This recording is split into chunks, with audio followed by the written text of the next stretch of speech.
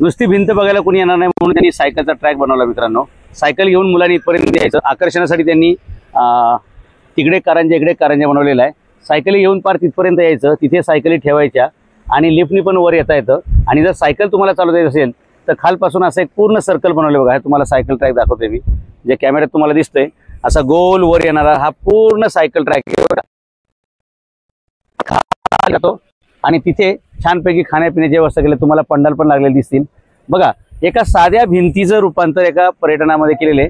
आणि विशेष करून तुम्हाला सांगतो इथे एकदम अत्यंत छानपैकी अशी हिरवळ लॉन तयार केलं बघा, की रोज संध्याकाळी हजारो लोक इथं सहकुटुंब येऊ शकतात आणि संध्याकाळची आपली शांत जी काय आनंद घ्यायचा संध्याकाळच्या वेळेचा ते घेऊ शकतात। आणि तुम्ही बघू शकता की आपल्याकडे जशी काही राखीव ठिकाणं असतात तरुणांसाठी, तरुणांना प्रोत्साहित करण्यासाठी एकत्र यायचं, तसं इथं बराचसा कार्यक्रम मला दिसतोय।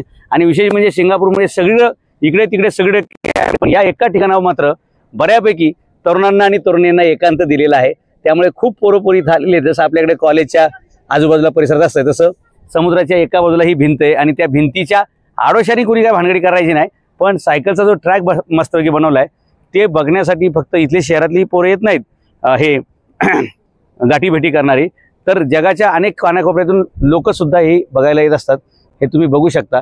त्यामुळे सिंगापूर या शहराला उद्योजकतेतून उत्पन्न मिळतं, आंतरराष्ट्रीय व्यापारातून मिळतं, आंतरराष्ट्रीय बँकिंगमधून मिळतं, आर्थिक व्यवहारातून मिळतं। तसंच सिंगापूरचा एक मोठा उत्पन्नाचा स्रोत हे पर्यटनसुद्धा आहे मित्रांनो। आपल्याकडे असे हजारो पर्यटन स्थळं येतं, ती धूळ खात पडलेली येतं, अनेक योजना येतं त्या फायलीमध्ये अडकून पडलेल्या आहेत, अनेक संकल्पना आहेत त्या धूळ खात पडलेल्या आहेत। कारण मित्रांनो तुम्ही नवीन लोकांना संधी दिलेली नाही, तुम्ही परिवर्तनासाठी तयार झालेले नाही।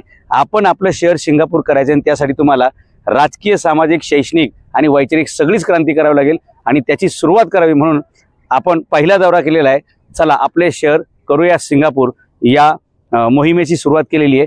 आपण हे व्हिडिओ बघून जास्तीत जास्त लोकांपर्यंत पोहोचवा आणि आपला देश अजूनही 75 वर्षानंतर आहे त्या जागेवरती। आणि हे देश बघा 60 वर्षात कुठे गेलेले आहेत, त्यांच्याकडून काहीतरी शिकूया आपण आणि आपल्याकडे असलेल्या प्रत्येक गोष्टीचं भांडवल करूया, आपल्याकडे असलेल्या प्रत्येक गोष्टीचं पर्यटनामध्ये रूपांतर करूया। यांच्याकडे काही नसताना यांनी सगळी पर्यटन उभी केलेली आहेत, ती बघा, ती जायंट व्हील आहे, हे हॉटेल आहे, दुनियाभरची पर्यटन स्थळ उभी केली आहेत। आपल्याकडे बरंच काय आहे पण आपल्याकडे काहीच करता आलेलं नाही, कारण वशिल्याने शिकणे, वशिल्याने कामाला लागणे, वशिल्याने प्रमोशन गेले आणि वशिल्याने रिटायर होणे, पण देशासाठी मात्र कुठेही जगात वशिला आपण लावत नाही।